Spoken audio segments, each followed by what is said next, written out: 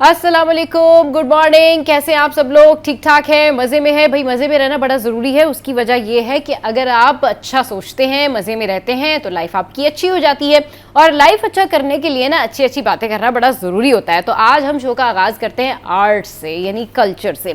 तो भाई पूरी दुनिया में जो है, दुनिया में आलमी सतह पर, आलमी तौर पर थिएटर का आलमी दिन मनाया जा रहा है, यानी वर्ल्ड थिएटर डे। और इस दिन को मनाने का जो मकसद है वो ये है कि इस दिन के जो आर्ट के हवाले से जितनी भी एक्टिविटीज़ होती हैं, जो भी पॉजिटिविटी होती है, उसको उजागर किया जाए। तो दुनिया भर में थिएटर का आलमी दिन, थिएटर की तारीख 2500 साल पुरानी है और टोनी अवार्ड्स जो है थिएटर के सबसे बड़े अवार्ड समझे जाते हैं। शेक्सपियर ने अपने नाटक में, अपने ड्रामों में 1700 नए इंग्लिश के अल्फाज इस्तेमाल किए। थिएटर की शुरुआत कदीम यूनान से हुई।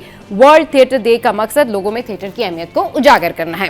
अच्छा जी, नेक्स्ट खबर क्या है? नेक्स्ट खबर ये है ओलंपिक के हवाले से। भाई और ओलंपिक में बड़े चेंजेस आ रहे हैं, लेकिन ये खबर कुछ अलग है। और ये खबर कुछ इस तरह से है कि ओलंपिक, इंटरनेशनल ओलंपिक कमेटी जो है, यानी आईओसी ने बड़ा फैसला करते हुए 2028 लॉस एंजलिस ओलंपिक्स की खवातीन मुकाबलों में शिरकत के लिए जेंडर टेस्ट लाजमी करार दे दिया है। जी हाँ, अब जेंडर के हवाले से भी वहां पर टेस्ट किया जाएगा। और आईओसी का कहना है कि ओलंपिक मुकाबलों में खवातीन की कैटेगरी में सिर्फ बायोलॉजिकल खवातीन को शिरकत का हक होगा। एक बार होने वाला जिनियाती टेस्ट एथलीट की पूरी जिंदगी के लिए मौसर होगा। आलमी कमेटी का कहना है कि SRY जीन मुस्बत आने वाले एथलेटिक्स खवातीन कैटेगरी के लिए नाअहल होंगे, जबकि ताहम जो गैर मामूली तिब्बी सूरत हाल वाले और IOC वाले एथलीट्स को इस्तिस्ना हासिल होगा। इंटरनेशनल ओलंपिक्स कमेटी ने कहा है कि नई पॉलिसी का इतलाक 2028 ओलंपिक से होगा। SRY मुस्बत एथलेटिक्स मर्द, मिक्स या ओपन कैटेगरी में हिस्सा ले सकेंगे। ये भाई रूल्स आ गए नए, जो कि हमने आपके साथ में शेयर किए हैं। और भाई होता कुछ इस तरीके से है कि ज़िंदगी में अगर आप कोशिश करें और नाकाम हो जाएं तो उससे आपको हार नहीं माननी चाहिए, आपको बार बार कोशिश करनी चाहिए। इसी का नाम तो ज़िंदगी है, क्योंकि ट्राई अंटिल सक्सेस। जब तक आप कामयाब ना हो, कोशिश जारी रखें, बिल्कुल इस शख्स की तरह जिसने 139 बार ड्राइविंग टेस्ट दिया और फिर बिलाखिर अब वो पास हो ही गया। जी हाँ, मैं बात कर रही हूँ पोलैंड में एक नौजवान के हवाले से। और ये जो नौजवान है, ये 9 साल जो है इसने नाकाम कोशिश की कि इसने ड्राइविंग टेस्ट जो है उसको उसका टेस्ट दिया, फिर ये नाकाम हो गया, लेकिन अब फाइनली 139वीं बार जो है ये पास हो गया। और इसके हवाले से फिर लोग बड़े हैरान हुए। तो ये खबर बाहर आई तो इसकी ये जो बात है, ये जो इसकी इतनी दफ़ा इसने कोशिशें की ना, ये हो गई जनाब वायरल। तो पोलैंड में दीगर यूरोपीय ममालिक की तरह जो ड्राइविंग सीखने वाले जो है ना, उनको एग्ज़ाम्स देने पड़ते हैं। तो इसने बहुत ट्राई की, लेकिन ये एक मिसाल बना उन लोगों के लिए जो हिम्मत हार जाते हैं। तो आपने हिम्मत जो है वो नहीं हारनी है, और बिल्कुल नहीं हारनी है, क्योंकि अगर हिम्मत हार गए तो बाकी काम कैसे होंगे। मौसम की बात कर लेते हैं। मौसम हो गया है ऑसम, और ये ऑसम मौसम जो है इसमें बार बार पेशगोई की जा रही है कि धुआंधार बारिशें हो सकती हैं, मूसलाधार बारिशें हो सकती हैं।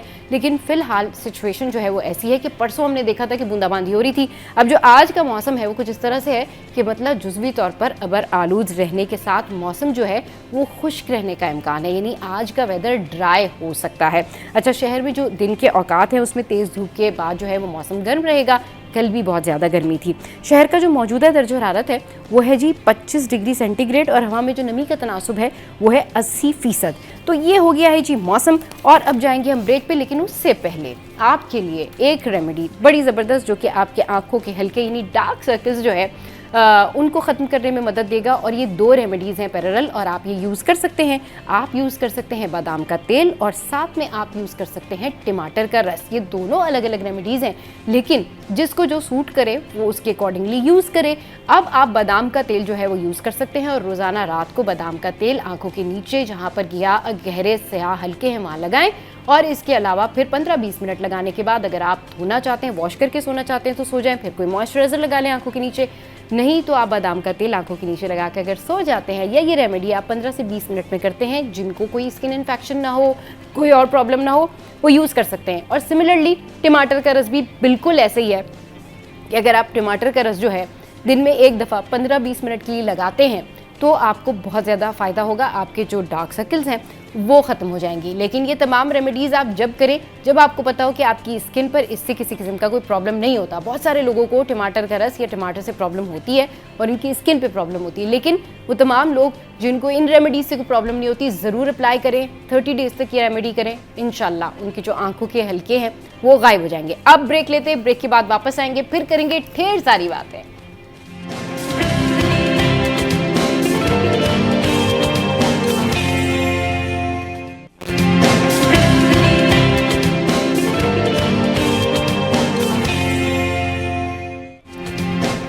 Welcome back. कुछ फिटनेस के हवाले से बात कर लेते हैं। फिट रहना ज़िंदगी में बड़ा ज़रूरी है। अच्छा फिटनेस ट्रेनर मिल जाना भी ना किसी नेमत से कम नहीं है। बहुत सारे ऐसे लोग होते हैं जो कि जिम भी जा रहे होते हैं, उनके ट्रेनर भी होते हैं और बहुत टाइम तक वो ट्रेनिंग भी कर रहे होते हैं और ट्रेनिंग करने के बाद प्रॉपर डाइट भी फॉलो कर रहे होते हैं। लेकिन कंसिस्टेंसी जो है ना वो इंसान को आगे लेके जाती है। यानी अगर आपने एक दिन कोई काम कर लिया है, एक दिन आपने ज़्यादा अच्छा जिम कर लिया है, एक दिन आपने ज़्यादा अच्छी एक्सरसाइज कर ली है, तो नेक्स्ट डे अपना ही मुकाबला खुद के साथ करें कि नेक्स्ट डे उससे अच्छा आपने एक्सरसाइज करनी है, नेक्स्ट डे आपने अच्छा प्लान करना है। अब यूजुअली क्या होता है कि एक तो ट्रेनर अच्छा मिल जाना ये बड़ी पॉजिटिव चीज़ है, किसी नेमत से कम नहीं है। फिर दूसरा ये कि आप खुद का मुकाबला खुद के साथ रखें, ज़िंदगी आपको बहुत आगे ले जाएगी। लेकिन जब आप खुद का मुकाबला सेलिब्रिटीज़ से रखते हैं, खुद का मुकाबला आप किसी ऐसे शख्स से रखते हैं जो आपसे बहुत ज़्यादा फिट है, तो फिर कभी भी आप आगे नहीं जा सकते, क्योंकि आप प्रोग्रेस अपने साथ अपने लिए करते हैं। उसके बाद आप वो लेवल रीच करते हैं जब आप अपना मुकाबला किसी और से कर सकते हैं, किसी ख़ास जगह पर पहुंच के। लेकिन हमारे यहाँ पर एंजाइटी है, डिप्रेशन है और टेंशन है कि किसी तरह वज़न कम करना है, किसी तरीके से फिट रहना है, मगर कैसे? इस पर बात करते हैं फिटनेस ट्रेनर उज़मा अली से, जिन्होंने हमें ज्वाइन किया है। अस्सलाम वालेकुम उज़मा, गुड मॉर्निंग, कैसी हैं आप? वालेकुम अस्सलाम, गुड मॉर्निंग। ठीक हूँ, आप कैसी हैं? मैं बिल्कुल ठीक ठाक। अच्छा उज़मा, ये बताएं कि फ़िटनेस जो है उसका सीक्रेट क्या है? अब जिस तरह से मैंने कहा ना कि लोग बहुत लंबे लंबे सेशंस भी लेते हैं, लोग इस हवाले से लेक्चर्स भी सुनते हैं कि वज़न कैसे कम किया जाए, फिट कैसे रहा जाए, जिम भी जाते हैं, लेकिन फिर एक मखसूस टाइम के बाद वापस से वेट गेन कर लेते हैं। तो ज़रा बताएं कि फिट कैसे रहा जाए और लॉन्ग टर्म में अपने लाइफस्टाइल को कैसे हेल्दी रखा जाए। अच्छा देखिए, सबसे पहले जो आ जाता है ना वो आ जाता है कंसिस्टेंसी। सही है, कंसिस्टेंसी इज द की। अगर आप एक दिन फिट रहने के लिए अपनी कोशिश करेंगे, दूसरे दिन करेंगे, तीसरे दिन नहीं करेंगे, तो आप नहीं रह सकते। ठीक है, आपको कंसिस्टेंट रहना है। कंसिस्टेंट ये है कि आप फौरी फिट नहीं हो जाएंगे। एक लाइफस्टाइल अपनाने के लिए आपको टाइम लगता है और फिर उस लाइफस्टाइल को कैरी ऑन करें। आप हेल्दी लाइफस्टाइल जब भी अपना सकते हैं जब आप कंसिस्टेंट रहें और उसको फॉलो करते रहें। एक या दो दिन की बात नहीं है, बात यह है कि हमेशा के लिए आपको एक प्रॉपर लाइफस्टाइल, हेल्दी लाइफस्टाइल अपनाना है और उस पे ही चलना है आगे। अच्छा उज़मा, आप जिस तरह से कंसिस्टेंसी की बात करिए ना कि एक ही लाइफस्टाइल अपनाना है, फिर उसी को लेके आगे चलना है, तो कंसिस्टेंसी कैसे रखें? कौन सी ऐसी एक्सरसाइजेज हैं जो ख़वातीन के लिए आसान होती हैं और वो उसको लॉन्ग टर्म में कर सकती हैं? क्योंकि वो एक वक्त में जब वज़न कम करने का जुनून सबके सर पे चढ़ा होता है ना, तो वो फिर हर तरह के एक्सरसाइजेज भी कर लेते हैं, बहुत ज़्यादा कॉन्शियस होकर डाइट भी कर लेते हैं, फिर दोबारा जो है वो वेट गेन स्टार्ट हो जाता है। तो ऐसी एक्सरसाइजेज कौन सी हैं जो कि लॉन्ग टर्म चलें? और फिटनेस का राज क्या है? मतलब खाना पीना क्या चाहिए, क्या हेल्दी रूटीन रखनी चाहिए? देखिए, कोई भी एक्सरसाइजेस जो आप अपने घर में इजीली कर सकते हैं, हाँ। वो आप कर सकते हैं। लाइक जंपिंग जैक्स हैं, स्क्वाट्स हैं, लंजेस हैं, कोई भी एक्सरसाइज आप फ्लोर पे कर सकते हैं। आप डंबल्स का एक पेयर रख लें अपने पास। आप स्ट्रेंथ ट्रेनिंग भी घर पे कर सकते हैं। तो कोई ऐसी मत नहीं है कि आपको जिम ही जाना है। ठीक है, आप अपने घर पे रहते हुए सारी एक्सरसाइजेस परफॉर्म कर सकते हैं। 4 एक्सरसाइजेस कर सकते हैं। आप फ्लोर पे लेट जाएं, आपके पास कोई इक्विपमेंट की जरूरत नहीं है। आप क्रंचेस करें, आप लेग रेजेस करें, आप नी रेजेस करें। तो ये सारी एक्सरसाइजेस हेल्दी रहने के लिए मस्ट है। इसके साथ साथ आप वॉक कर सकते हैं। ठीक है, हाँ। आप कुछ नहीं कर रहे हैं, आप 30-40 मिनट्स वॉक कर सकते हैं। यानी मूवमेंट रखनी है आपको। बेसिकली बात यह है कि आप एक्सरसाइजेस नहीं भी कर पा रहे तो अपनी बॉडी को मूव रखें, वॉक करते रहें और घर में बेसिक एक्सरसाइज करते रहें। उसके साथ आ जाता है हेल्दी लाइफस्टाइल में मूवमेंट के साथ हेल्दी, यानी आपने डाइट भी अच्छी लेनी है। यानी न्यूट्रिशन जो है वो आपका अच्छा होना चाहिए। उसमें प्रोटीन का इंटेक करें, आप कार्ब्स कट डाउन करें। कार्ब मैं ये नहीं कह रही हूँ कि आप जीरो कर दें, आप कार्ब्स कट डाउन करें। उसके साथ आपने वाटर इंटेक बहुत अच्छा रखना है। आपकी स्लीप बहुत मैटर करती है कि आप कितने घंटे सो रहे हैं, कब सो रहे हैं। तो ये सारी चीजें लेकर एक हेल्दी लाइफस्टाइल बनाया जाता है, जो कि फिर आगे आपको फॉलो करना होता है कि यस, ये मैं अपनी ये लाइफस्टाइल को लेके आगे चलूंगा तो मैं फिर फिट रह सकूंगा। और कंसिस्टेंसी इसी तरह आएगी जब अपने आप को देखते हैं ना कि आप कुछ कर रहे हैं और उससे आप अच्छे इफेक्ट आ रहे हैं आपकी बॉडी पे, तो आपको खुद ही एक मिलता है और आप खुद ही फिर उसको कैरी ऑन करने की कोशिश करते हैं कि यस, फिर उसको लेके चल। सही। अच्छा उज़मा, इससे पहले भी हम कई दफ़ा इस बारे में बात कर चुके हैं कि ख़वातीन जो हैं वो जब जिम जाती हैं तो एक टाइम के लिए गई फिर छोड़ दिया, ज़्यादातर इन्फ्लुएंस होके जाती हैं, ज़्यादातर शायद दूसरों से मुतासिर होके जाती हैं और वो ये सोचती हैं कि हम भी वैसे ही हो जाएंगे। तो ये जो होता है ना, किसी दूसरे को देख के ये कह देना कि हम भी ऐसे ही हो जाते हैं, ये सफर तय करने में कितनी मुश्किलात हैं, कितना टाइम लगता है और किस तरीके से सफर ये तय करना चाहिए कि अगर आप फिट होना चाहते हैं, कोई रोल मॉडल है आपका, तो उस रोल मॉडल की स्ट्रगल भी तो देखनी चाहिए ना कि उसने कितनी स्ट्रगल की है। ओवर द नाइट कैसे वजन कम हो जाता है? देखिए, किसी को देख के अच्छा कुछ लेना अच्छी चीज है, बट लेकिन ये करना कि मैं कुछ जैसा हो जाऊं, ऐसा पॉसिबल नहीं होता है। ठीक है ना? हाँ, आप हो सकता है उससे अच्छे हो सकते हैं, लेकिन मुझ जैसे नहीं हो सकते। हाँ, हर बॉडी टाइप अलग है, हाँ, हर बॉडी अलग है। ठीक है, मैं ये अगर कहूँ कि मुझे इस तरह होना है, मुझे इससे ऐसा होना है, आप हाँ, नहीं हो सकते। आप ये कर सकते हैं कि आप ग्रेजुअली अपने आप को फिट कर सकते हैं। ऐसा नहीं हो सकता कि आप रातों रात किसी की तरह हो सकते हैं, बल्कि आप किसी की तरह हो ही नहीं सकते। हर ह्यूमन बीइंग अलग है, अल्लाह ताला ने हर इंसान को अलग बनाया है। हाँ, ठीक है, हाँ, आप जैसे हैं उसको आप बेटर कर सकते हैं हाँ, एक हेल्दी लाइफस्टाइल अपना के। उसमें ये होता है कि आप मॉडल जैसे नहीं बन सकते, लेकिन आप इस तरह से इसको फिट रह सकते हैं कि जब आप जाहिर है वेट लॉस करते हैं, आप एक अच्छे, जब आपका वेट लॉस होता है तो जाहिर है स्किन भी बेटर हो रही होती है और बहुत सारी चीजें, आपके हार्मोनल प्रॉब्लम बेटर हो रहे होते हैं। आप खुद ब खुद एक अच्छा फील अपने आप में देखते हैं कि यस मेरी बॉडी अच्छी हो रही है, मैं अच्छा लग रहा हूँ। तो ये चीज है कि आप बेटर हो सकते हैं, अपनी पर्सनैलिटी को अच्छा कर सकते हैं, लेकिन आप किसी से अपने आप को कंपेयर नहीं करें। आप अपना वर्कआउट करें, अपनी डाइट करें और अपने मतलब फिट रहें, लेकिन किसी से अपनी बॉडी को कंपेयर नहीं करें कि मैं जैसा हो जाऊं या नहीं। हाँ, हाँ, थोड़ी देर के लिए हो सकता है कि यार मुझे भी फिट होना है, इसको देख के हाँ। आप वेट हो सकते हैं, लेकिन इस तरह बिल्कुल नहीं कि यार मुझे बिल्कुल ऐसे ही हो जाना है। ये चीज सही नहीं।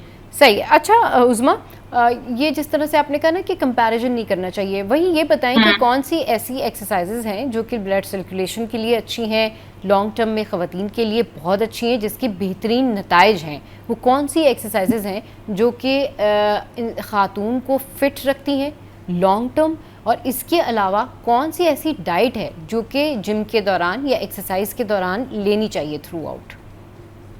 अच्छा, देखिए, एक्सरसाइजेज जो मतलब ब्लड फ्लो इंक्रीज करती हैं, वो सारी एक्सरसाइजेज हैं। जब भी आप एक्सरसाइज स्टार्ट करते हैं, आप वार्म अप करते हैं, आपका ब्लड फ्लो इंक्रीज होना शुरू हो जाता है सिर्फ वार्म अप से ही। ठीक है, वार्म अप के बाद स्ट्रेचिंग पे आएंगे हम्म। और वर्कआउट जैसे ही आप शुरू करते हैं, आपका जाहिर है हार्ट रेट अप होता है, आपका ब्लड फ्लो इंक्रीज होना शुरू हो जाता है। हम्म। तो कोई भी एक्सरसाइज आप करेंगे, आपका ब्लड फ्लो इंक्रीज होगा, आपकी बॉडी में ब्लड सर्कुलेशन अच्छी होनी शुरू हो जाएगी। ठीक है, इसके साथ आ जाते हैं डाइट पर।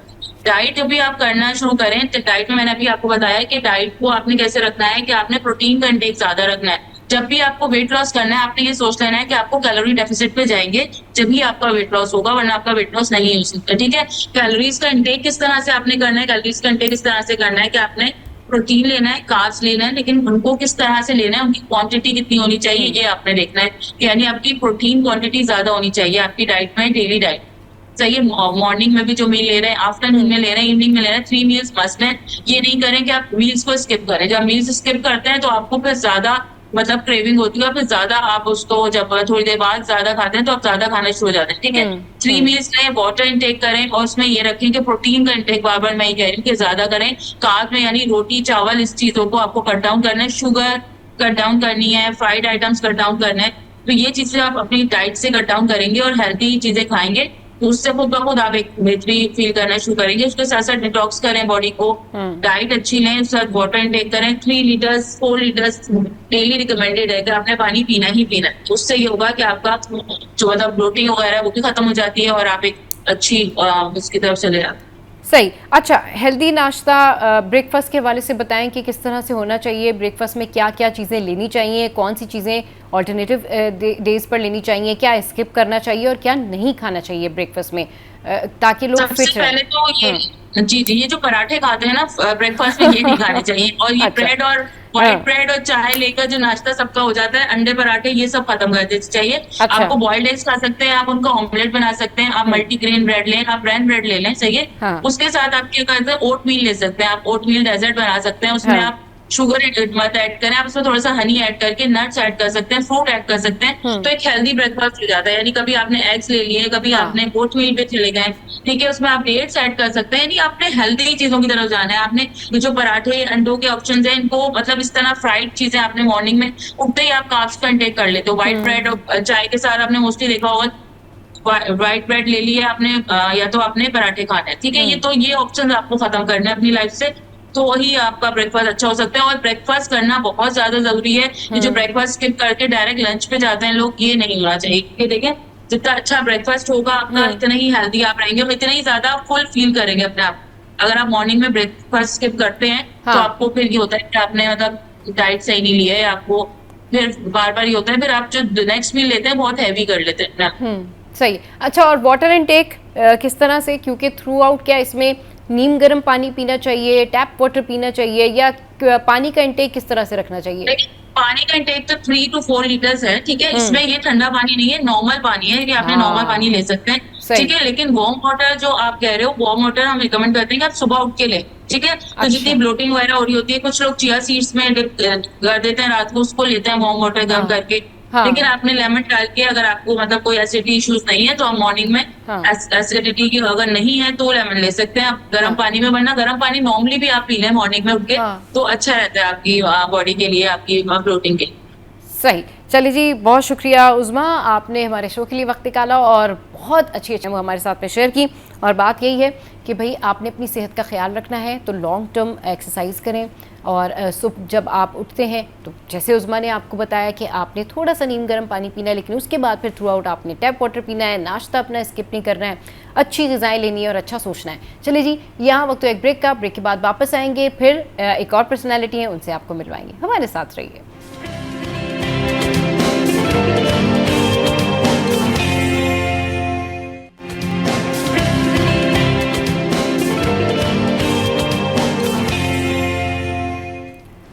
Welcome back. करंट सिचुएशन पर बात कर लेते हैं। अभी जो भी सिचुएशन चल रही है उसके तनाजुर में बहुत सारी ऐसी चीज़ें हैं जिसके ऊपर बात की जा रही है, बहुत सारी ऐसी चीज़ें हैं जहां पर एहतजाज रिकॉर्ड कराया जा रहा है। और एक और एहतजाज है जो कि रिकॉर्ड कराया गया है, और ये एहतजाज जो है सदर ऑयल टैंकर्स एसोसिएशन आबिदुल्ला आफरीदी साहब की जानिब से कराया गया है। इनकी क्या डिमांड्स हैं, क्या पॉइंटर्स हैं, अब तक क्या पेशरफ्त हुई, इस पर बात करने के लिए इन्होंने भी ज्वाइन किया है। अस्सलाम वालेकुम आबिद साहब, बहुत शुक्रिया शो के लिए वक्त निकाला। कैसे हैं आप, ठीक हैं? वालेकुम सलाम मोहतरमा, पहले तो आपका मैं शुक्रिया अदा करता, आपने हम लोग का टाइम दे दिया और हम लोग का बात आगे पहुंचाते, मेहरबानी, शुक्रिया जी। अच्छा, ये बताइए कि क्या पॉइंटर्स हैं आपकी, क्या डिमांड्स हैं, और पेशरफ्त क्या हुई और अभी क्या सिचुएशन है करंट? मोहतरमा, हम लोग का एक मसला था जब 2009 पे 25/9/2009 पे हम लोग का एक मसला था, उसी टाइम पे हड़ताल भी किया था, एहतजाज पे हम लोग गया था और हमारे साथ अग्रीमेंट हुआ था। हुगरा चेयरमैन भी था, मिनिस्टर साहब भी था, डीजीआई भी था और इदारे भी था। तो आगे हम लोगों ने उनको बता दिया, ये जो आप लोग पेपलैंड का कोटा है हम लोग के लिए ज्यादा दे दो, पेपलैंड में कम भेजो, हम लोग का गाड़ी बहुत ज्यादा है। उगरा के कहने पे हम लोगों ने करोड़ों का गाड़ी बनाया, करोड़ों रुपए का गाड़ी बनाया। तो उसी टाइम पे इन लोगों ने हम लोग के साथ अग्रीमेंट किया था, 45% कोटा पेपलैंड पे जाएंगे और 55% कोटा रोड पे जाएंगे आई टैंकर पे। और इसने ये भी बात किया था, हम लोग के साथ अग्रीमेंट है, अगर कुछ बात कर लेंगे आप लोगों के साथ, हम मीटिंग करेंगे, फिर बाद में हम फैसला करेंगे। तो इन लोगों ने हम लोगों से पूछा भी नहीं है। 24 या 25 तारीख को आगे 2 दिन पहले इन लोगों ने एक फैसला किया था कि यार प्लांट का कोटा 70% करो और ऑयल टैंकर का कोटा 30% करो। तो 30% में तो हम लोगों को कोई काम नहीं चलता है, हम लोग तो बहुत ज्यादा क्या नाम है, बहुत ज्यादा वो नुकसान होगा। ये मायदा 2023 भी हुआ था, 2023 भी हुआ था। वो इन लोगों ने फैसला किया नहीं 70% पे बैठ दो। ये गाड़ी तो मोहतरमा हम लोगों ने बैंकों से लिया है, बैंक को आगे हम पैसे देते, बैंक की डिफॉल्ट पे जाएंगे, हम लोग भी जाएंगे, थर्ड पार्टी से हम लोगों ने पैसे उठाया, इनके कहने पे करोड़ों रुपए का गाड़ी हम लोगों ने बनाया। और अभी रातों रात इन लोगों ने फैसला किया यार 70% रोड पे दे दो, क्या नाम है, पेपलैंड पे दे दो और 30% ऑयल टैंकर पे। तो 30% में तो हम लोग का गुजारा नहीं। और मैं ये अपील करना चाहता हूँ वजीर आजम साहब को भी, मैंने अपील करना चाहता हूँ यार खुदा के जो फैसला इसको वापस करो। अगर वापस नहीं होगा मुल्क में एहतजाज होगा, मुल्क में तकलीफ होगा। वैसे भी मुल्क का हालात बहुत खराब है। अभी कम अज कम इसके हम लोग के साथ इन लोगों का टाइम है 2 साल बाद किराया बढ़ाना। इसी मुल्क के खातिर हम लोग खामोश है। वो किराया भी इन लोगों ने अभी तक नहीं बढ़ा, भी ऊपर से इन लोगों ने पेपलैंड का कोटा भी बढ़ा। ये बहुत बड़ा मसला बन जाएंगे मुल्क की। तो मैंने लेटर भी भेज दिया, इसलिए लोग अवाम यही बोले ऑयल टैंकर माफिया है। मैं अवाम को ये पैगाम देना चाहता हूँ, माफिया हम लोग नहीं है। जो ये गलत फैसले करते ये माफिया है। ये नुकसान जब हम लोग को देते हैं, अवाम को देते, ये माफिया है। जो होगा, जो क्या नाम है, गवर्नमेंट होगा, हम नहीं है ना, हम सियासत में तो नहीं है ना, हम अपना रोजगार कारोबार कर रहे हैं। यही तकलीफ हम लोगों का है ना। अगर हम लोग का ये फैसला वापस नहीं करेंगे, 1 तारीख के बाद एहतजाज भी करेंगे, रोडों में भी हम लोग आएंगे, सप्लाई भी हम बंद करेंगे, हवाई अड्डों का प्रोडक्ट भी हम बंद करेंगे। जहाँ जाके अच्छा होगा हम लोग कर लेंगे, हम लोग अपना गाड़ी नहीं चलाए। अच्छा, जो मैं तो आपने दो अच्छा आबिदुल्ला साहब, जो आपने डिमांड्स रखी हैं, जैसे कि मैंने स्टार्ट में ही आपसे पूछा कि किसी किस्म की इन डिमांड्स के जब आपने ये रखी और ये सारी बातें की तो कोई मुज़ाकरात, कोई पेशरफ्त कुछ हुई? अभी करंट सिचुएशन क्या है? मोहतरमा अभी तो कोई मुज़ाकरात नहीं, उन्होंने कोई किसी ने हम लोगों को इतला दिया, इसलिए मैंने ये पैगाम देता हूँ मीडिया के तवक्कुल पे।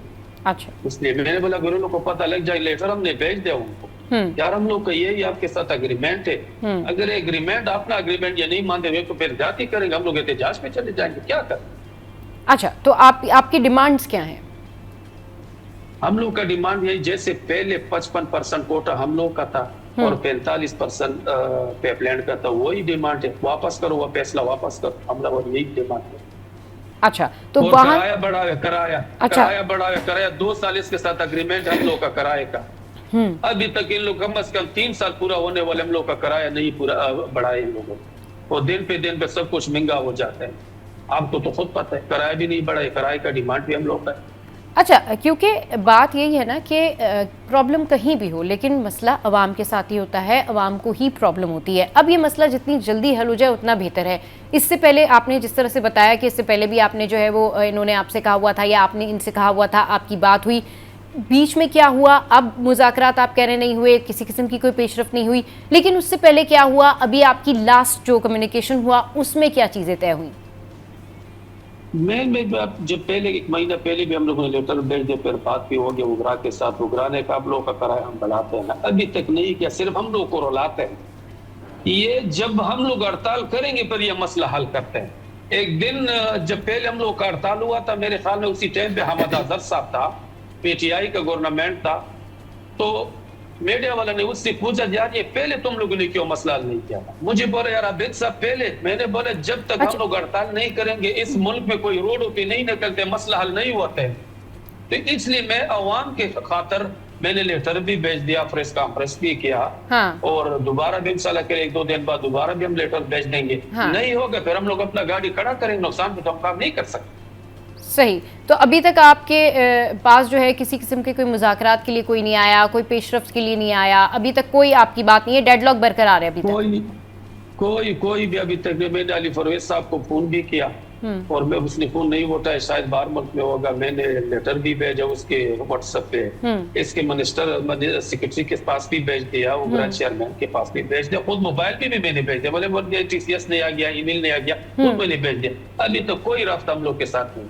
ठीक है, तो आपको कोई ऐसी सूरत हाल नजर नहीं आती कि आप एहतजाज की तरफ ना जाएं और आपकी बात हो जाए और आप बैठ के मुज़ाकरात कर लें और कोई बीच का रास्ता निकल आए? ऐसा कुछ नहीं? मोहतरमा इसलिए तो मैं तो मीडिया पे ये बयान देता हूँ, यार खुदा की हम लोग का मसला हल करो, मुल्क का हालात बहुत खराब है, कोई जगह पे तेल नहीं मिला, डीजल पेट्रोल नहीं मिला, अगर आगे हम लोग हड़ताल भी करेंगे और तकलीफ होगा लोगों को, ये मुल्क का क्या हाल बनेगा? बहुत ज्यादा तकलीफ आवाम को हो गई है, तो अपने ऑफिसों में बैठे हैं, अपना इसी के नीचे बैठे हैं ना, गम तो नहीं करे ये आवाम को। तो आप अगर अपनी डिमांड से अगर उनकी क्या डिमांड्स हैं, वहां से क्या कहा जाता है आपको? अगर आप कोई मीडिएशन कर लें, कोई पेशरफ्त कर लें, थोड़ा आप एडजस्ट कर लें, वहां से आपको क्या कहा जाता है? आप जब लास्ट आपकी मीटिंग हुई, लास्ट आपकी बात हुई, तो क्या कहा गया आपको? उन लोगों ने बोला आप लोग के साथ हम बैठते हैं। बैठने का बाद भी 1.5-2 महीने हो गए, अभी तो कोई इतला इसी ने नहीं किया। अली परवेज साहब को मैंने खुद फोन भी किया था, फोन नहीं उठाया। 2 महीने पहले भी मैंने व्हाट्सएप भी भेज दिया, मैंने बोला अली भाई खुदा की ने जब से आप आए हुए आपने हमारे साथ मीटिंग नहीं किया, हम फोन भी घर भी भेजते हैं ना। मैंने कहा अगर कल नुकसान हो जाएंगे फिर यही जिम्मेवार हो, क्या करे? बस हम तो कोशिश कर रहे हैं, अवाम के वजह से हम कोशिश कर रहे हैं, अवाम को तकलीफ होगा, अगर इधर पेट्रोल बंद होगा, डीजल बंद होगा, तकलीफ तो आवाम को होगा मुकर्रम। ठीक है जी, चलिए let's hope for the best कि ये मामला जो है वो तय हो जाए और बातचीत के जरिए तय हो जाए। बहुत शुक्रिया आपका आबिदुल्ला आफरीदी साहब। यहाँ वक्त तो एक ब्रेक का, ब्रेक के बाद फिर वापस आएंगे और फिर एक और पर्सनैलिटी हमें ज्वाइन करेगी।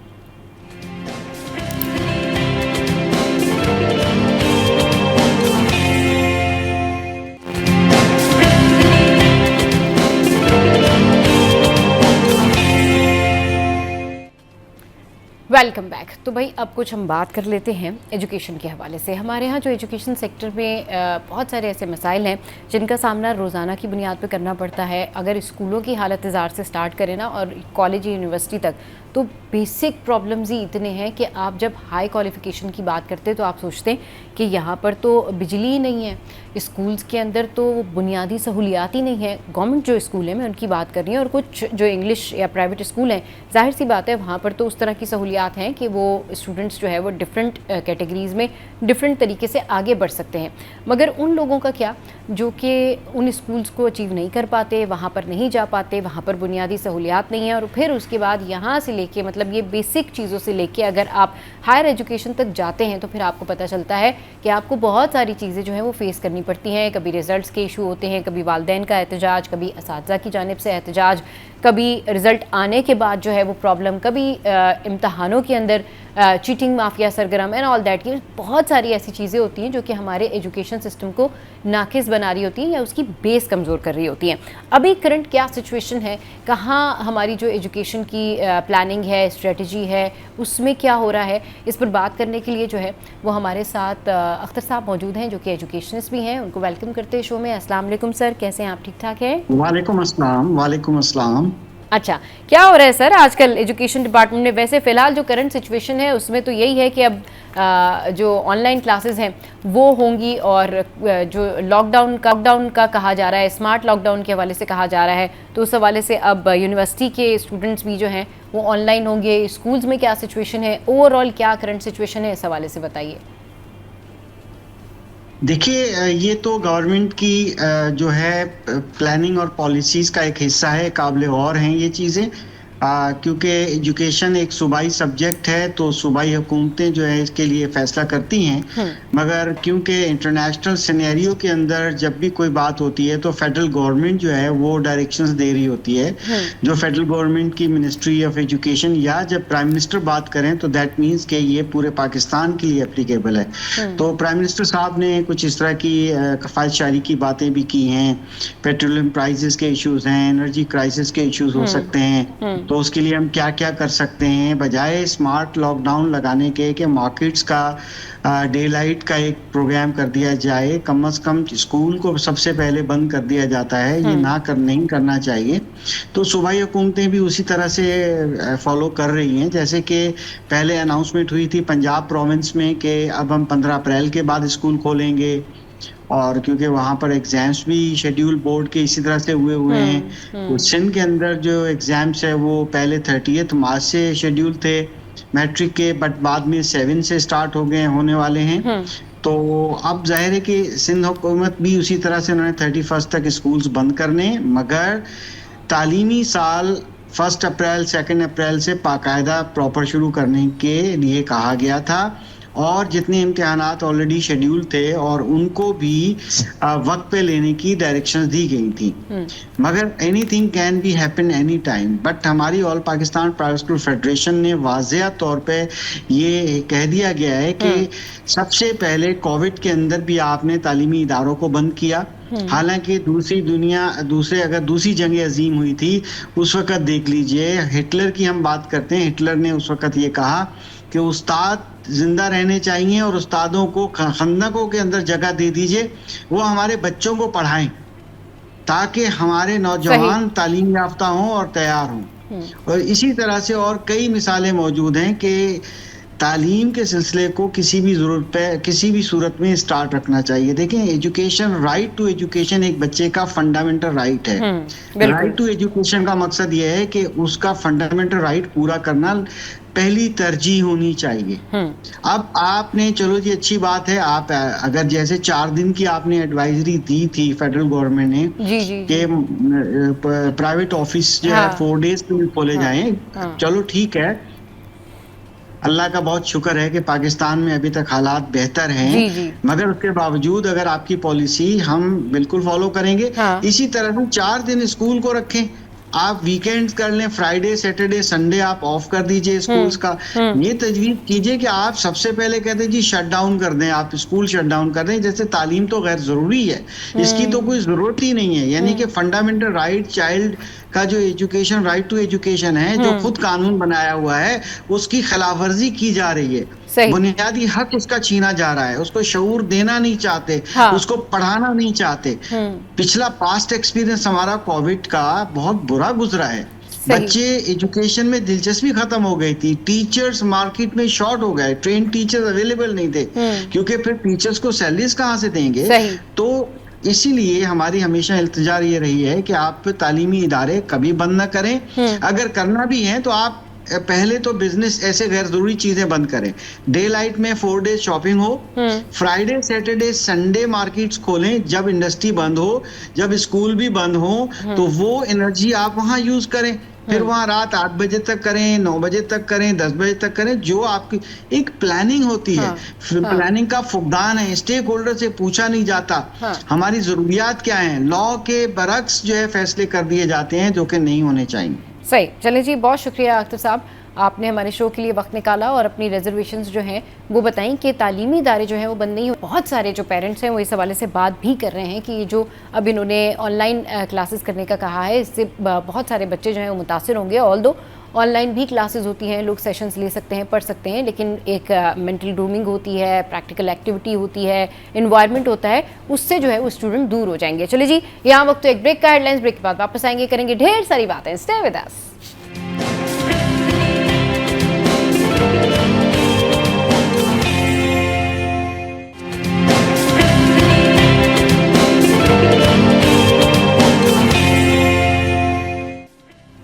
Welcome back. तो भाई अब कुछ हम बात करेंगे इम्यून सिस्टम के हवाले से कि उसको कैसे जो है वो क़ुव्वत मुदाफ़ियत को बढ़ाया जाए, इम्यूनिटी को कैसे बूस्टअप किया जाए, कौन सी ऐसी चीज़ें हैं, कौन सी ऐसी ग़िज़ाएँ हैं जो खाकर हम ताकतवर फील कर सकते हैं, एनर्जेटिक फील कर सकते हैं, और ये चीज़ें हमारे लाइफस्टाइल को, हमारी जो लाइफ है यानी एक्टिविटी है, हमारी एनर्जी जो है उसको कैसे मज़ीद इन्हांस कर सकती हैं। इस पर बात करने के लिए हमारे साथ रानी यहाँ पर मौजूद हैं। अस्सलाम वालेकुम, वेलकम टू द शो। कैसी हैं आप? वालेकुम अस्सलाम, अल्हम्दुलिल्लाह बिल्कुल ठीक हूँ, और बासी ईद बहुत बहुत मुबारक। चले जी, खुशियाँ कभी बासी नहीं होती, आपको भी ईद मुबारक। हाँ अच्छा जी, आप ये बताइएगा कि इम्यूनिटी के हवाले से हम लोग सभी बड़ा परेशान रहते हैं कि कैसे जो है इसको बेहतर किया जाए, ये मज़ीद इसमें कौन सी ऐसी ग़िज़ाएँ हैं जो हम अपनी लाइफ में ऐड कर सकते हैं, डाइट में ऐड कर सकते हैं, उस हवाले से थोड़ा सा बताइए। बिल्कुल सबा, आपने बहुत अच्छा सवाल किया। देखिए, इम्यूनिटी सिस्टम जो है हमारी क़ुव्वत मुदाफ़ियत, हमारा अल्लाह ताला ने जो जिस्म जान दिया है, इसके अंदर अल्लाह ताला ने कुदरती तौर पर एक क़ुव्वत और ताकत कुदरत ने दी है, वो इम्यूनिटी सिस्टम यानी अंदर की मजबूती, अंदर की बहाली कहलाता है। हम जब भी कुछ बीमार होते हैं तो वो यही होता है कि हमारा अंदरूनी सिस्टम जो है वो कमज़ोर हो जाता है। अंदरूनी सिस्टम में हमारे आसाब शामिल हैं, हमारी हड्डियाँ शामिल हैं, हमारी दिमागी कुव्वतें शामिल हैं, हमारा खून शामिल है।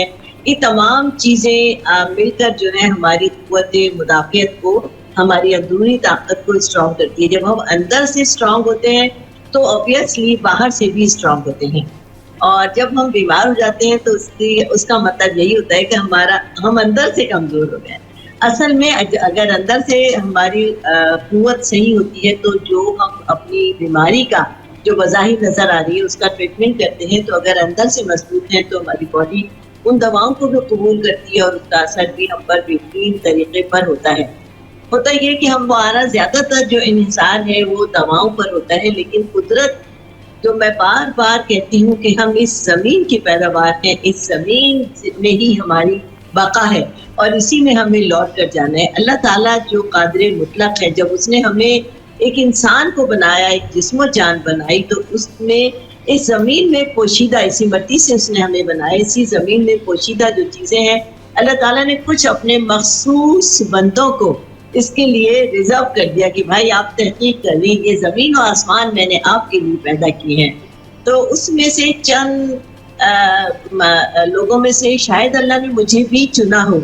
अब मैं भी पढ़ती हूँ, मालूमात रखती हूँ, मुशाहिदा करती हूँ, तो मुझे मालूम हुआ, आज मैं बताऊंगी कि हम अपना अंदरून सिस्टम किस तरह मजबूत कर सकते हैं जड़ी बूटियों के जरिए। ग़िज़ाएँ तो हमें बहुत हैं, दवाएं हमें अल्लाह की मदद से बहुत, डॉक्टर्स हैं, हकीम हैं, होम्योपैथिक हैं, वो तमाम के तमाम लोग हमारी जिस्मानी ताकत को बहाल करने के लिए, बीमारी को दूर करने के लिए, दिमागी मजबूती को बहाल करने के लिए हमें बेहतरीन माओं का इंतखाब हमारे लिए मुंतखब करते हैं, हमें देते हैं, हम वो लेते हैं।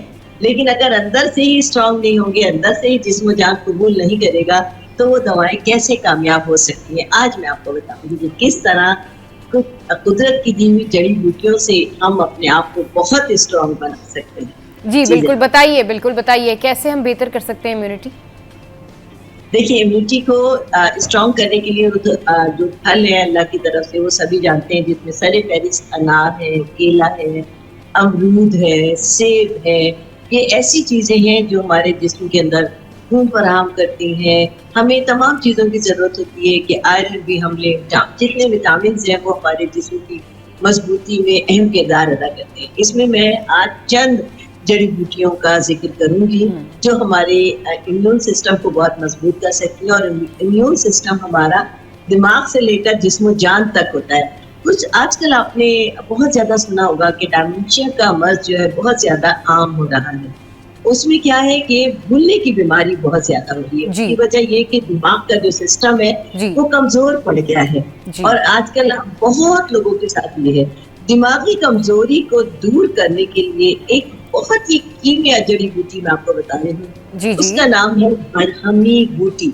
अच्छा। बरहमी बूटी उस जड़ी बूटी का नाम है। और जिन बच्चों की, बड़ों की या जिसके भी घर के किसी फर्द की अल्लाह न करे कि मेमोरी लॉस हो, कभी चक्कर आते हैं, भूलने की बीमारी। और ये बीमारी की इब्तिदा इस तरह होती है कि खवातीन में ये कि अपना पर्स रख के भूल गई, अपनी ज्वेलरी रख के भूल गई, अल्लाह मैंने तो यहाँ रखी थी मुझे नहीं मिल रही, अल्लाह मैंने पैसे यहाँ रखे थे मुझे नहीं मिल रहे, मेरा बैग यहाँ रखा था। ये यानी शुरुआत होती है। अगर इस पर यहीं से काबू कर लिया जाए, यानी बरहमी बूटी का सुबह शाम सिर्फ क्वार्टर टी स्पून पानी के साथ इस्तेमाल कराया जाए तो अल्लाह के फजल से दिमागी कमजोरी यही आपकी रुक जाती है और बेहतर होना मेमोरी आपकी शुरू हो जाती है। बरहमी बूटी उस जड़ी बूटी का नाम है। उसके बाद हम आते हैं पूरे जिस्म जान की तरफ। बेहद बॉडी आपकी कमजोर हो गई है, खून की कमी हो गई है, हड्डियां बहुत ज्यादा कमजोर हो गई है। देखिए, हड्डियों की मजबूती के लिए एक जड़ी बूटी है मूसली सफेद। यानी हम लोग आपको पता है कि बहुत ज्यादा आयरन लेते हैं, विटामिन डी का इस्तेमाल बहुत ज्यादा करते हैं कि हमें दूध की बहुत अशद जरूरत है। तो उसके लिए मूसली सफेद अल्लाह की फजल से हड्डियों की कमजोरी को दूर करने के लिए एक अहम रोल अदा करती है।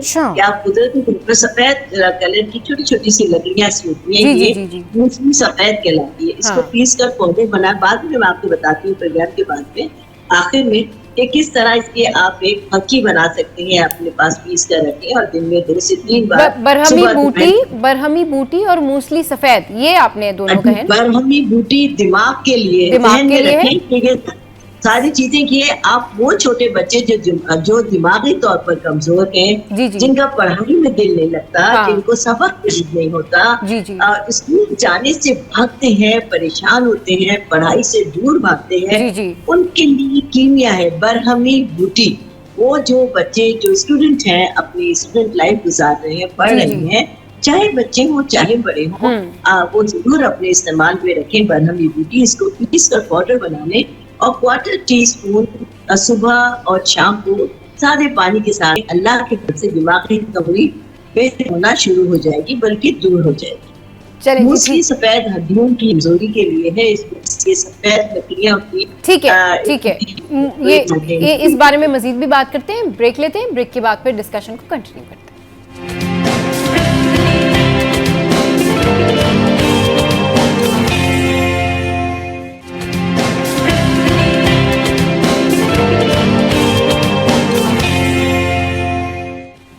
Welcome back. तो भाई रानी आप हमारे साथ हैं और वो हमें बता रही हैं कि किस तरह से जो है वो हम अपनी इम्यूनिटी बूस्ट कर सकते हैं। इसके अलावा कई ऐसी जड़ी बूटियां हैं जिनके बारे में उन्होंने बात की है, जैसे बरहमी बूटी, उसकी उन्होंने बहुत सारी अफादियत बताई है। अब मूसली सफ़ेद के हवाले से वो जिक्र करिए, तो उनसे पूछते हैं कि इसके क्या फ़ायदे हैं और इसकी क्या अहमियत है। जी रानी आपा। मूसली सफेद मैंने आपको कहा कि विटामिन डी की कमी दूर करने के लिए, वो लोग जिनके घुटनों से टक टक की आवाज आती है, जोड़ों से टक टक की आवाज आती है, टांगों में, हड्डियों में यानी बेपनाह दर्द रहता है, मूसली सफेद उनके लिए एक बेहतरीन दवा है। इसके साथ ही 2 और जड़ी बूटियां हैं। मैं ओवरऑल पूरी बॉडी के लिए जो कि हमारे इम्यून सिस्टम को मजबूत तर बना देगी, बदहरा कंद और अजगन नागोरी। और मेरी गुड़िया, मैं आपको बताऊं कि बदहरा कंद और अजगर नागोरी जिस्म जान की कमजोरी को दूर करने के लिए एक ऐसा टॉनिक है कि हम लोग लाखों रुपए की दवाओं की तरफ तो जाते हैं, लेकिन वो दवाएं जो कुदरत ने हमारे लिए फराहम की जी। हैं, मालूमात ना होने की वजह से उन तक नहीं पहुंच पाते। लेकिन सही। मैं गुज़िश्ता 25 साल से स्क्रीन पर हाँ। तमाम लोगों को बताती हूँ असगर नागौरी, असगर नागौरी। हमारा देसी नाम तो किसी को याद ना हुआ, लेकिन आज बहुत ट्रेंडिंग एक नाम है यशवगंधा। वो न्यू नेम है यशवगंधा। ओहो, वो आजकल लोगों के लबों पर है। हाँ। एक गाने का शेर मुझे लबों पर मेरे आ रहा है, कहीं तो सुना दो। हम तो नहीं पैकिंग पे बेचे भूल पुरानी। ओ जनाबी वाला, असगर नागौरी तो एक हमेशा से अजल से एक लाजवाब जड़ी बूटी है हमारी जिस्मानी कमजोरी को दूर करने के लिए। हाँ। हम असगर नागौरी का नाम आजकल यशवगंधा के नाम से जानते हैं, बहुत ट्रेंडिंग है। हाँ। अक्सर लोग राह चलते भी मुझसे बाजारों में पूछते, रानी बाजी ये यशवगंधा क्या है? मेरी गुड़िया मैं बताती हूँ असगर नागौरी, असगर नागौरी, जो कि हम गुज़िश्ता 25 साल से बता रहे हैं, लेकिन मेरे बच्चे आजकल मॉडर्न दौर के हैं, तो बहरहाल यशवगंधा कह लीजिए या असगर नागौरी कह लीजिए। हाँ। और बधारा कंद, बधारा कंद। हाँ। जी। आप भी बच्ची हैं, आपके लिए भी बिल्कुल न्यू नेम है ये, कि अब जनाब हमारे पास हो गई 4 जड़ी बूटियां। बधारा कंद, असगर नागौरी, बरहमी बूटी और मूंगफली सफेद। ये 4 नायाब जड़ी बूटियां हैं जिसको हम वजन लेकर पीस कर अपने पास पाउडर बना के रख लें। वो लोग जो जिस्मानी कमजोरी महसूस करते हैं, वो लोग जो दिमागी कमजोरी महसूस करते हैं, वो लोग जो हड्डियों की कमजोरी महसूस करते हैं, उन लोग जो अपने आप को बहुत बीमार महसूस करते हैं, बहुत सुस्त महसूस करते हैं, बहुत ही कमजोर महसूस करते हैं, वो तमाम लोग अल्लाह के वजह से आज के बाद ये कमी अपने अंदर महसूस नहीं करेंगे। ये 4 जड़ी बूटियां हम वजन ले लीजिए, पीस कर अपने पास पाउडर बनाकर रख लें और तकरीबन 1/4 चम्मच टी स्पून, ये याद रखें कि टी स्पून चाय में चीनी मिलाने वाला जो चम्मच होता है वो 1/4 टी स्पून, 3/4 कहना चाहिए मुझे, वो ले लीजिए। और जनाब सुबह शाम पानी के साथ ले लें। अगर तबीयत ज्यादा खराब है तो दिन में 3 बार ले लीजिए, सुबह दोपहर शाम।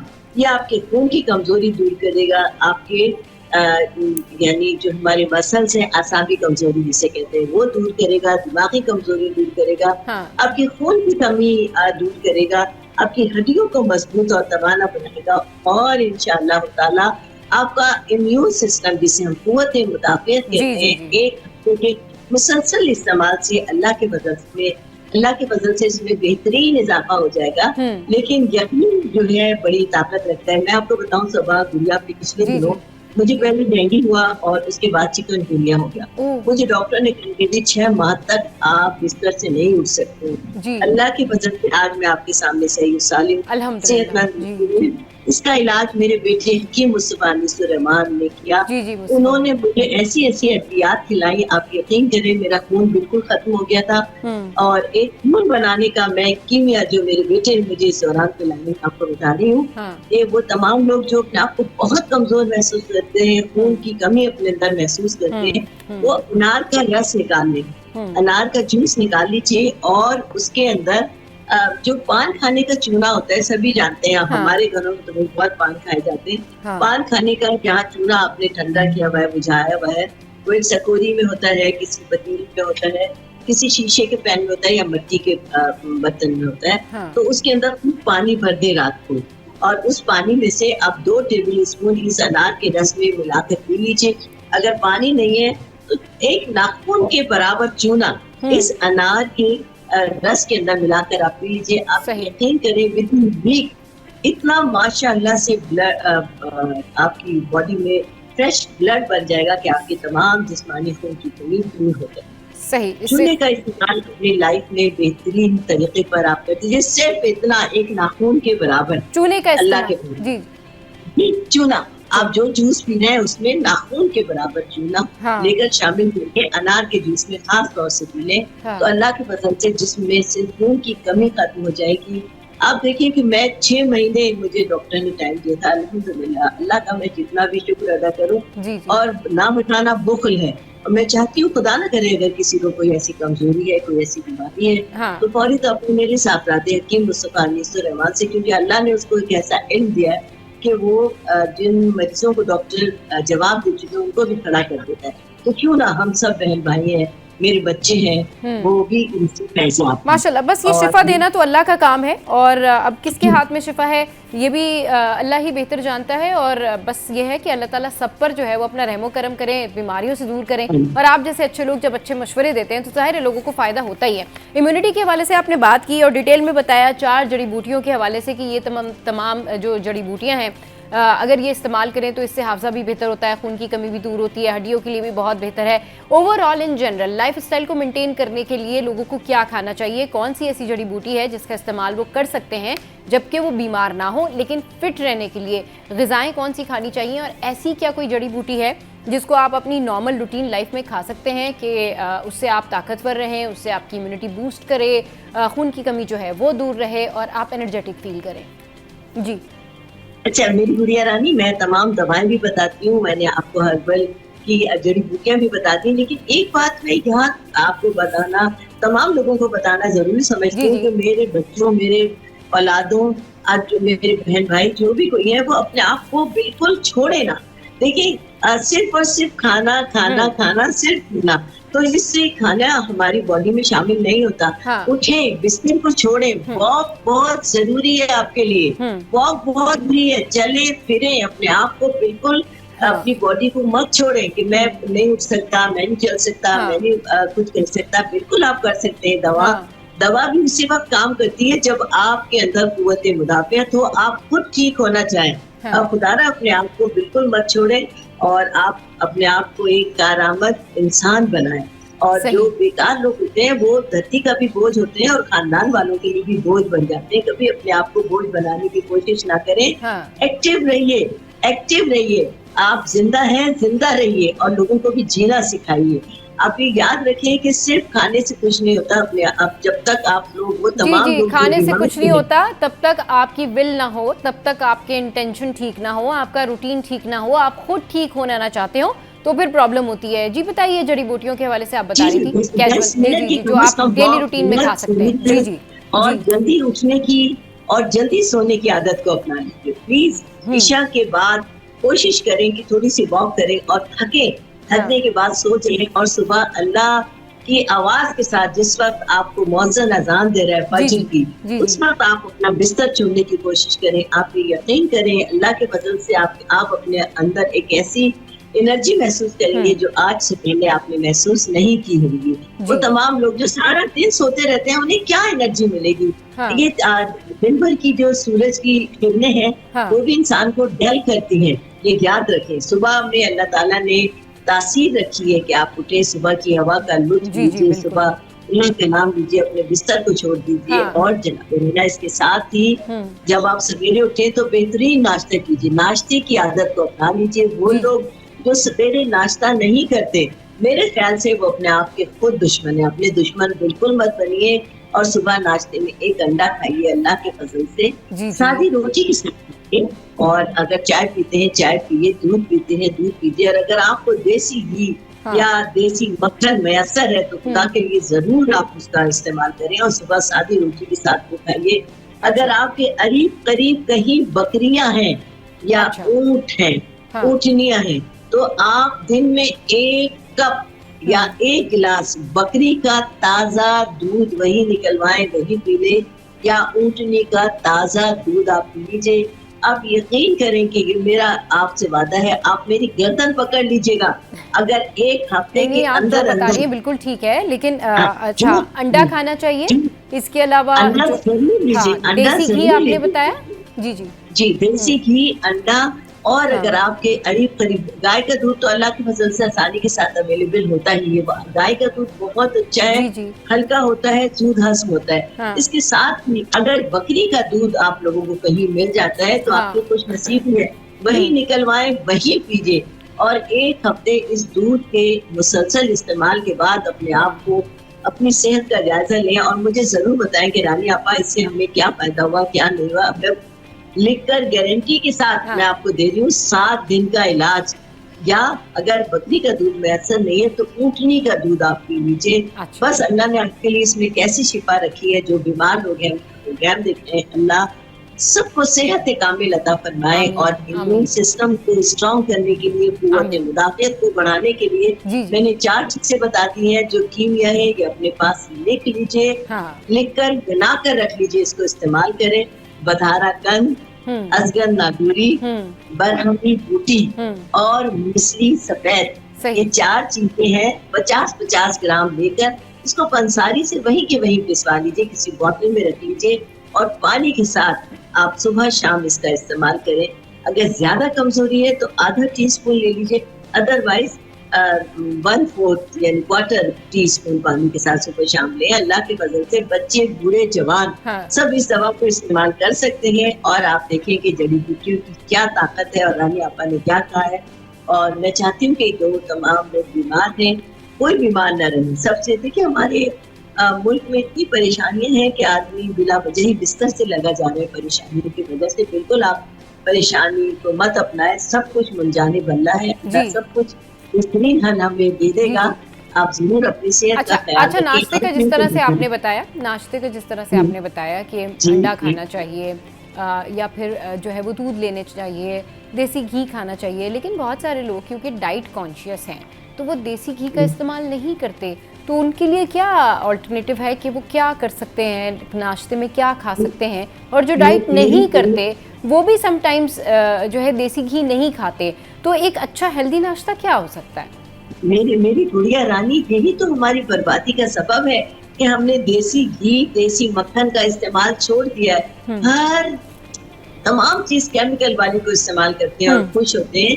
देखिए देसी चीजों में गुजा है, वो आपके सामने की निकली हुई चीजें हैं। और जो लोग बहुत ज्यादा डाइटिंग करते हैं, अपने आप को अल्लाह की दी हुई नेमतों से दूर रखते हैं, आप यकीन करें कि जो लोग क्रश डाइटिंग करते हैं वो बहुत जल्दी टूट जाते हैं।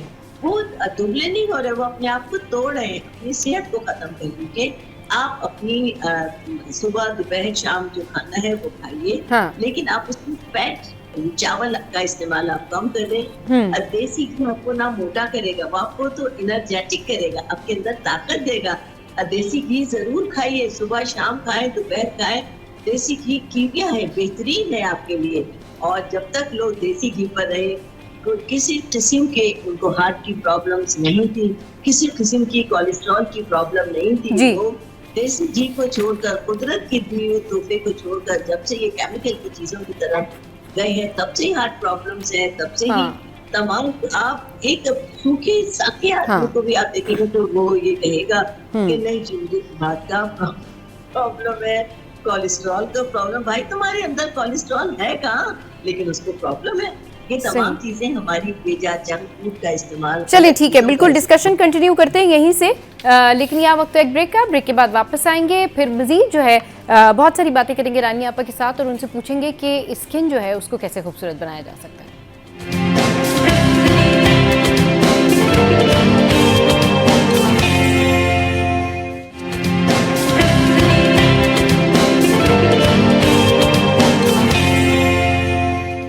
Welcome back. तो इस वक्त रानी आपा हमारे साथ मौजूद हैं और उनसे हमने ढेर सारी बातें की कि इम्यूनिटी को कैसे बेहतर किया जाए। उनसे हमने ढेर सारी बातें की और उनसे पूछा कि किस तरह से लाइफस्टाइल को मेंटेन कर सकते हैं। अब बात करते हैं खूबसूरती की, स्किन को कैसे खूबसूरत बनाया जाए।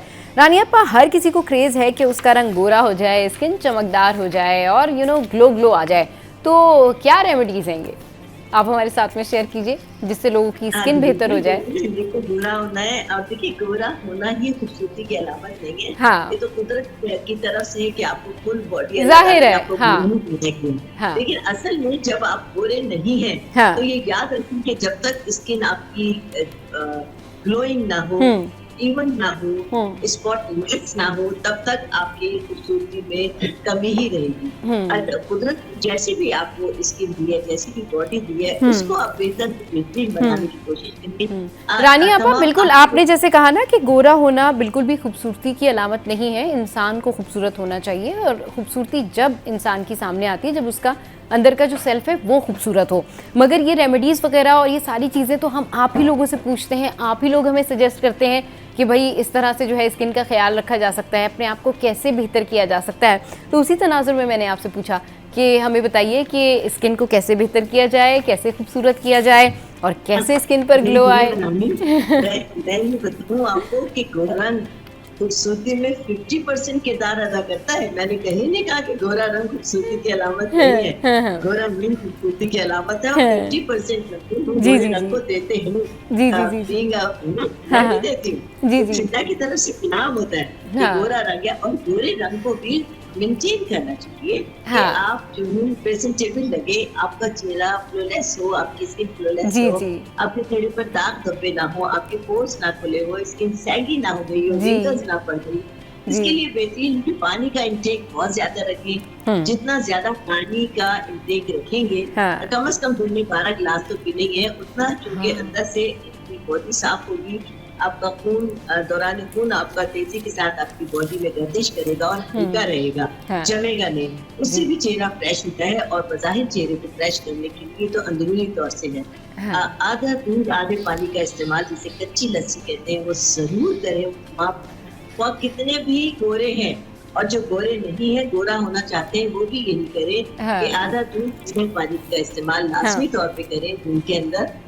कम से कम 1 से 2 बार तो लाजमी तौर से कर लें कि इतना सा दूध लें और पूरा ग्लास पानी का भर लें, इसको पी लें। एक अच्छी लस्सी का इसको हम नाम देंगे। और उसके साथ ही जनाबे वाला मैं अब आ गया हमारा चेहरा के चेहरे को हम किस तरह फ्रेश जी, चेहरे के ऊपर ग्लो कैसे आए, स्किन जो है ना वो खूबसूरत कैसे हो, उसकी रंगत कैसे निखरे। देखिए, अब पुराने जमाने की एक मिसाल है कि खाए के गाल और नहाए के बाल छुपाए नहीं चुपते। ये एक मिसाल है और इस मिसाल को हम इस तरह रिफाइन करेंगे, इस तरह आपके सामने बताते हैं कि इसकी मिसाल क्या है कि अपनी ग़िज़ा को आप बेहतर से बेहतरीन बनाएं।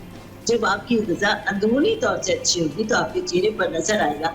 उसमें क्या है कि मोतदिल ग़िज़ा लें, पेट भर के खाना खाएं, सादी ग़िज़ा लें, बहुत ज़्यादा घी और हर चीज़ की ज़्यादती जिस्म जान के लिए बुरी है। सादा ग़िज़ा खाएं आप।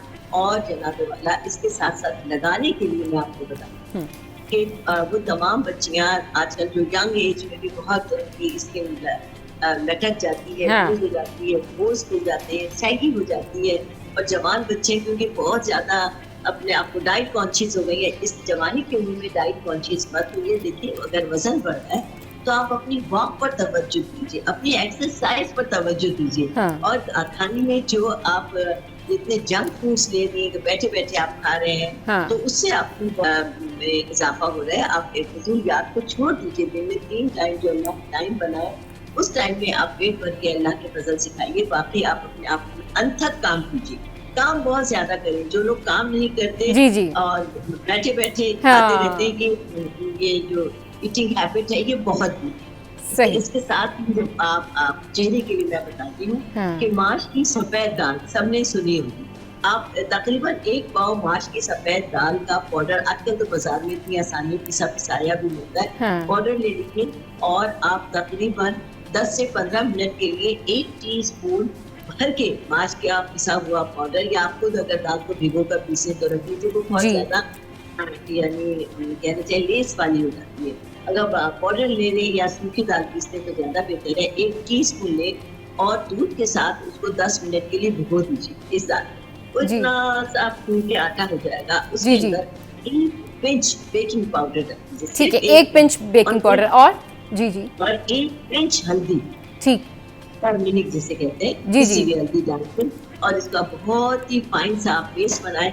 और थोड़ा सा इसमें गोरा करने के लिए दही डाल दीजिए या पाउडर मिल जाए, ताकि ये पतला पतला ज्यादा ना हो जाए। जी। इसको आपने पेस्ट बनाया, पेस्ट बनाकर हल्के हल्के क्रीम की तरह अपने चेहरे पर मसाज करें। मसाज करने के बाद इसका बहुत अच्छा सा मास्क लगाकर 10 मिनट के लिए आप छोड़ दें। और याद रखिए कि मास्क लगाने का तरीका ये है कि कुछ लोग मास्क लगाकर भूल जाते हैं, जब तक नहीं सूखेगा हम इसको वॉश नहीं करेंगे। नहीं जनाब, इस जगह से आप देखिए यहाँ से ड्राई होना शुरू हुआ, इट मींस ये आपका इसका टाइम पूरा हो गया। इसने आपकी स्किन पर वो काम कर दिया, वो जादू कर दिया जो उसे करना चाहिए था। बस उसके बाद आप दोबारा से अपने हाथ को गीला करके नरम हाथों से मसाज करके और सादे पानी से अपने चेहरे को धो लीजिए।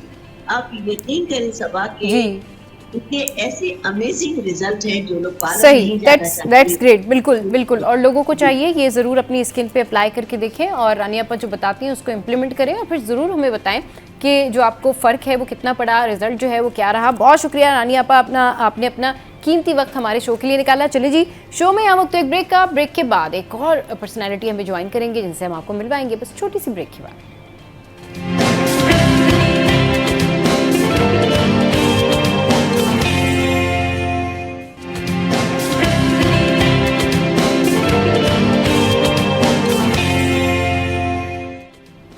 Welcome back. आज हम बात करेंगे उस टॉपिक से रिलेटेड जिसके हवाले से लोग बहुत ज़्यादा कन्फ्यूजन का शिकार होते हैं कि भाई किसी के ऊपर कुछ असर हो गया, किसी के ऊपर कुछ साया हो गया, लेकिन ये पता कैसे चलेगा। और बहुत सारे लोग जब नया घर लेते हैं तो उस हवाले से भी बात कर रहे होते हैं कि भाई किसी ने किसी के ऊपर कुछ करवा दिया या फिर किसी को नज़र लग गई, नज़र बद है। इन सारी बातों को जो है वो जवाबात के लिए आज हमारे साथ बड़ी ज़बरदस्त पर्सनैलिटी ने जो है वो हमें ज्वाइन किया है और ये हैं ख्वाजा मोहम्मद इरशाद फ़खरी साहब, हमारे स्टूडियोज़ में मौजूद है। वेलकम करते हैं। अस्सलाम वालेकुम ख्वाजा साहब, कैसे हैं आप? ठीक ठाक हैं? जी अल्लाह का शुक्र। आप कैसी हैं? मदाज खैरियत है? मैं बिल्कुल ठीक ठाक। अच्छा ख्वाजा साहब, ये बताइए कि कैसे पता चलेगा कि किसी पर कोई जादू है, किसी पर कोई असरात हैं, किसी पर जन्नात है? क्योंकि लोग इस हवाले से बहुत ज़्यादा सवालात करते हैं, तो हमने सोचा कि आज आपसे पूछा जाए कि इसका पता कैसे चलता है। माशाल्लाह, हर बार की तरह इस बार भी आपका टॉपिक भी बहुत अच्छा है और सवाल तो माशाल्लाह आजकल ये वैसे भी बहुत सवाल पूछे जाने वाला सवाल है। देखिए, हमारे जो लोग हैं वो क्या कर रहे हैं, आपको बहुत सिंपल सी बात बताऊं। हमें समझना ये है कि कोई भी बंदा जो इंसान है उसको किसी भी चीज़ को समझने के लिए कोई ना कोई डायामीटर उसका तय करना है, तभी वो समझ पाएगा, समझा पाएगा।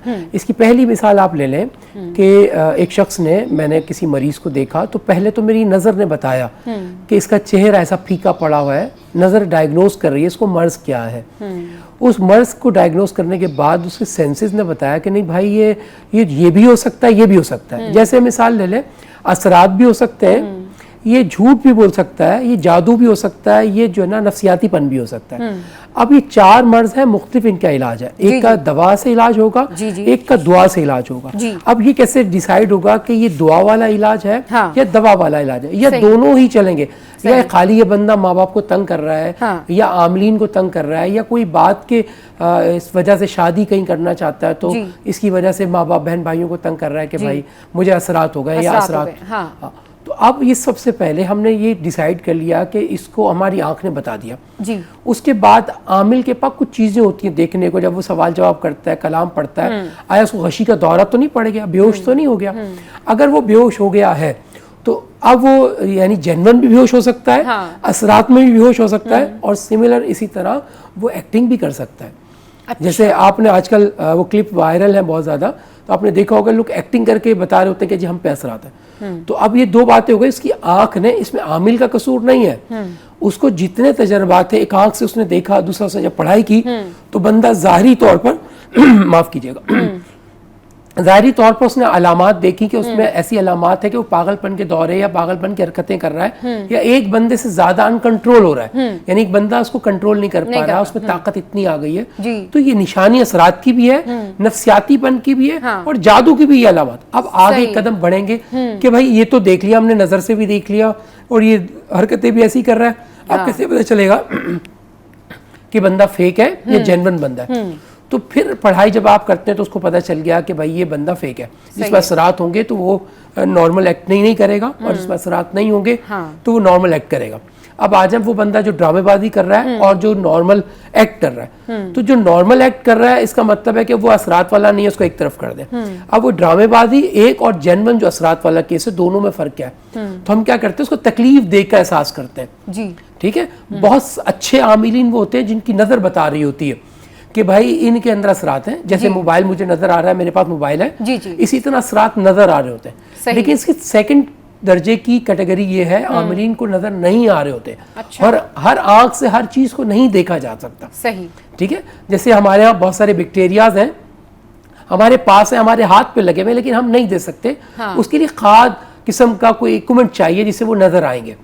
इसी तरह बहुत सारी चीजें हैं इस वक्त, बहुत सारी चीजें जिससे बहुत आम आंख से जो चीज नजर नहीं आ सकती उससे देखी जा सकती है। सही। तो इसी तरह जो आम आंख से असरात नजर नहीं आते वो अच्छे आमिलीन को, अच्छे अल्लाह के वलियों को नजर आते हैं। और उनमें दूसरी कैटेगरी है जो बने हुए हैं या कम आमिल है, उस लेवल पे नहीं है, सही। तो अपने तजर्बे की बेस पर कहते हैं तो असरात हो गए। सही। जबकि ऐसा कुछ भी पता नहीं कैसे होता। चलेगा ख्वाजा जी, साहब? पहली नजर ने बताया, दूसरी उनके हरकत ने बताया, तीसरा जब उन्होंने अल्लाह का कलाम पढ़ा तो उनके अंदर जो तब्दीली रोनुमा हुई वो उसने बताया कि इसके अंदर असरात है। चौथी और आखिरी चीज, वो जो अच्छे आमिलीन है उनको आंखों से नजर आता है। हर बंदे को ये दर्जा नहीं, हर बंदे का ये दर्जा नहीं है कि वो आंखों से देख पाए। सही।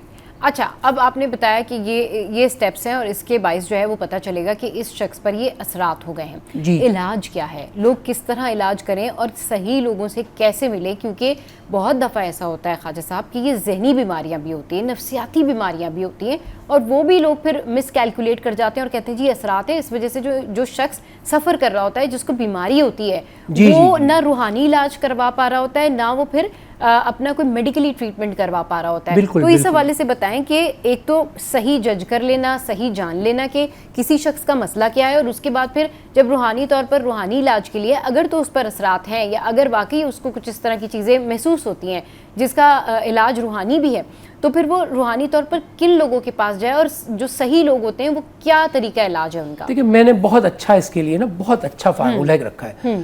पहले तो हम ये डिसाइड कर लें कि बंदा जेन्युइन मरीज है। सही। ठीक है, अब असरात के वो लोग जो ड्रामेबाज हैं उनको निकाल दिया हमने, जो झूठ बोल रहे हैं उनको निकाल दिया। अब जेन्युइन मरीज की बात कर रहे हैं।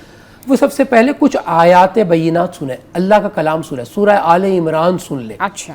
जैसे सूरह आले इमरान सुनेगा तो उससे तब्दीली रोनुमा होगी। जैसे वो अपने सेंसेस खोता हुआ नजर आएगा, उसको लगेगा कि मैं बेहोश होने वाला हूँ, उसे लगेगा कि मेरे अंदर जनूनियत आ रही है, उसे लगेगा कि मुझे गुस्सा आ रहा है, उसे लग रहा है कि मैं नॉर्मल एक्टिविटी के अलावा कुछ और परफॉर्म करने जा रहा हूँ। तो इसका मतलब तय हो गया कि इसके अंदर या तो जादू है, या तो जादू के जरिए भेजेगा असरात हैं, या उसके अंदर कोई जिन्नात आ गए। ये दोनों चीजें डिसाइड हो गई। अब वो जब सूरह आले इमरान पढ़ेगा 41 बार पढ़ ले। अच्छा। एक दिन में एक बार पढ़ ले, इसी तरह 41 दिन रोज सुनता रहे। पढ़ नहीं सकना, सुन ले। सही। जैसे ही सुनेगा अल्लाह पाक उसकी तमाम बीमारी को काफूर कर देगा इंशाअल्लाह रब्बुल इज्जत। सही। मतलब इससे बहुत फायदा होगा इंशाअल्लाह। अगर एक दिन में 3 बार भी सुन सकता है। अच्छा। अगर वो चाह रहा है कि मैं जल्दी ठीक हो जाऊं तो एक ही दिन में 3 बार सुन ले, 5 बार सुन ले, 7 बार सुन ले। अगर बहुत सारे लोग होते हैं ना वो नहीं ज्यादा ये चीजें इस तरह से नहीं कर पाते, तो उनके लिए और कुछ है कि जैसे वो अब इसका सेकंड ऑप्शन ये कि पहले उसने देख लिया कि मेरे अंदर तब्दीली रोनुमा हुई। सही। अब वो तलाश कर ले करीब के किसी भी बंदे को, सही, जिसको कम से कम इतना पता हो कि ये असरात का मरीज है या जिन्नात का मरीज है। सही। अगर वो जिन्नात का मरीज होगा तो सूरह बकरा लगा दे। अच्छा। और अगर वो असरात का मरीज है, सूरह बकरा लगा दे। अगर वो जादू टोने का मरीज है तो सूरह आले इमरान सुना दे इसको। अच्छा। तो इंशाअल्लाह रब्बुल इज्जत अल्लाह पाक उसको बहुत जल्द फायदा अता फरमाएगा। बहुत जल्द फायदा बहुत जल्द। अच्छा, ये बताएं कि अब ये तो हो गया कि जिनके ऊपर जिन्नात हो या असरात हो उनका तरीका इलाज ये है, ये क्यों होता है और लोगों को इससे कैसे महफूज रहना चाहिए? ये हालात पैदा ही ना हो, किसी पे असरात हो ही ना, किसी पे जिन्नात हो ही ना, तो उससे बचने के लिए क्या दुआएं हैं, क्या जो है ना वो आप बताएंगे लोगों को कि उनको क्या पढ़ना चाहिए और कैसे रहना चाहिए? देखिए, बहुत आसान, बहुत आसान। हम अल्लाह पाक के 3 इसमें पाक, या हफीज़ या हाफिज़ या रकीब, ये 3 इसमें पाक अपने ऊपर 7-7 बार पढ़ के, 7-7 बार पढ़ के दम कर ले, अल्लाह पाक शफा देगा। आयतुल कुर्सी 7 बार, जहाँ वाला याऊदु हिफ्ज़ुहुमा व हुवल अलियुल अज़ीम आता है, ये यहाँ से इतना सा हिस्सा 7 बार पढ़ के आयतुल कुर्सी अपने ऊपर दम कर ले। चारों कुल पढ़ के हाथों पे ऐसे दम कर ले, पूरे जिस्म पे ऐसे फेर ले। अल्लाह पाक अपने करम खास के सदके, अल्लाह के कलाम के सदके इंशाअल्लाह शफाए कामिला अता होगी इंशाअल्लाह ताला शिफा देगा। अच्छा ख्वाजा साहब, इस हवाले से बहुत दफ़ा मैंने आपसे बात भी की है कि भाई जिन घरों में जिन्नात होते हैं या कुछ लोग वहाँ पर शिफ्ट हो जाते हैं, नए घर होते हैं या पुराने घर होते हैं, वो वहाँ पर शिफ्ट होते हैं, फिर जिन्नात होते हैं, फिर वो वहाँ से नहीं निकल पाते, बहुत सारी उनकी मजबूरियाँ होती हैं, बहुत सारे उनके इस तरह के हालात होते हैं कि वो घर नहीं छोड़ पाते। तो अब अगर कोई किसी ऐसे घर में शिफ्ट हो गया है जहाँ पर असरात हैं, जिन्नात हैं, जादू टोना, ये सारी चीज़ें हैं, तो वो वहाँ से घर नहीं छोड़ पा रहे, तो उसका फिर क्या इलाज हो, घर में क्या किया जाए, ये बताइए। बहुत अच्छा सवाल है। बिल्कुल इससे मुतसिल बहुत अच्छा सवाल आपने किया। ये आजकल हर घर का मसला भी है। आप देखिए, सूरह आले इमरान मैंने पढ़ने का बताया। अगर असरात हो गए तो 7 बार मोबाइल में डाउनलोड करके उसे चला दें।